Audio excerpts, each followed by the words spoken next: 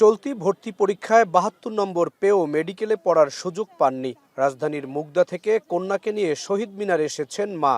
এত পরিশ্রম করেও সন্তান মেডিকেলে পড়ার সুযোগ না পাওয়ার জন্য কোটাকে দায়ী করেন। আর বঞ্চিত শিক্ষার্থী বলছেন, শুধু কোটা না, পুরো ফলাফল প্রক্রিয়ায় গলদ রয়েছে। পরিবর্তন চান ভর্তি পরীক্ষা পদ্ধতির। সে কোচিং করছে, সে প্রাইভেট পড়ছে, সে একটা সেকেন্ডের জন্য রেস্ট পায় নাই। তাহলে এটা কি আর কোটার আলারা 40-35 পেয়ে চান্স পাইছে, তো এরা কি ডাক্তার হবে?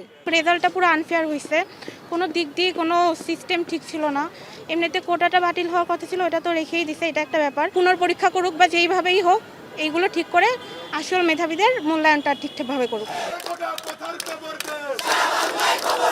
ক্লাস বর্জন করে সাদা অ্যাপ্রন পরিহিত মেডিকেল শিক্ষার্থীদের শহীদ মিনারে অবস্থান। এবারও কোটার বিরুদ্ধে আন্দোলনের স্লোগান। মেডিকেল ভর্তি পরীক্ষায় মুক্তিযোদ্ধা কোটা বহাল রাখার প্রতিবাদেও ভর্তি পরীক্ষার ফল পুনর্মূল্যায়নের দাবিতে সকালে কেন্দ্রীয় শহীদ মিনারে বিক্ষোভ করেন শিক্ষার্থীরা।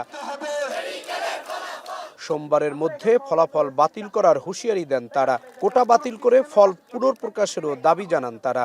৭৩.৫ পেয়ে ৭২.৭৫ পেয়েও কোনো ভালো মেডিকেলে চান্স পায় নাই, যেটা আমাদের মেডিকেল সমাজের জন্য সবার জন্য দুঃখজনক এবং খুবই লজ্জাজনক। যে আমরা আমাদের যে যৌক্তিক, আমাদের যে মেধাবী আছে তাদেরকে আমরা মূল্যায়ন করতে পারছি না। আর সেই পুরনো কথায়, পুরনো সংস্কারের যে আশা, সেটা তো আমরা আর ভুলে যেতে চাই না।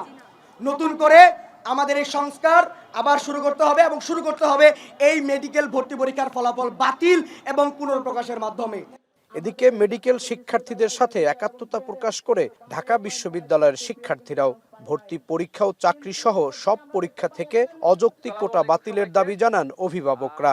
আপনার স্ত্রীর, আপনার সন্তানের চিকিৎসাটা এই যে মনে করেন একটা মেডিকেল স্টুডেন্ট হওয়ার যোগ্যতা রাখে না, সেই মার্কস পেয়ে সে এমবিবিএস ভর্তি হয়ে যাচ্ছে। আমি অভিভাবকদের পক্ষ থেকে এই মেডিকেল ভর্তি পরীক্ষার ফল বাতিল করে পুনরায় এই ফল প্রকাশের জোর দাবি জানাচ্ছি। আমরা সেই জায়গা থেকে ঢাকা বিশ্ববিদ্যালয় এবং সর্বস্তরের সাধারণ শিক্ষার্থীবৃন্দের পক্ষ থেকে আজকে মেডিকেলের শিক্ষার্থীরা যে প্রোগ্রাম করেছেন তাদের সাথে সংহতি প্রকাশ করছি।